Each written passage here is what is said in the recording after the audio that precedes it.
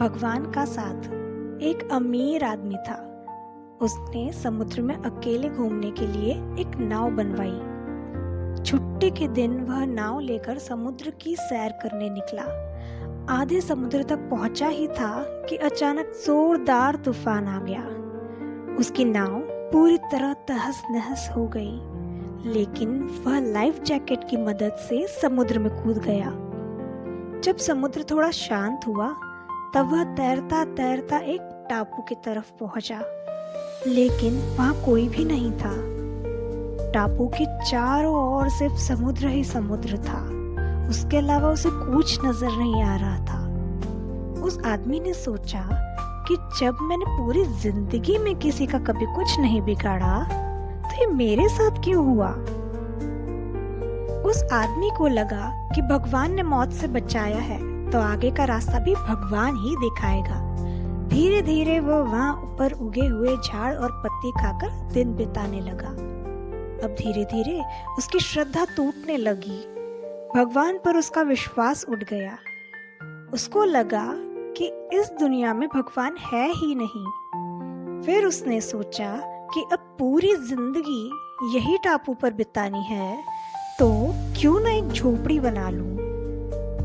फिर उसने झाड़ की डालियों और पत्तियों से एक छोटी सी झोपड़ी बनाई। उसने मन ही मन कहा कि आज से झोपड़ी में सोने को मिलेगा, आज से बाहर नहीं सोना पड़ेगा। रात हुई ही थी कि अचानक मौसम बदला और जोरदार बिजली कड़कने लगी। तभी अचानक एक बिजली उसकी झोपड़ी पर आ गिरी और झोपड़ी धधकते हुए जल पड़ी। यह देखकर वह आदमी टूट गया।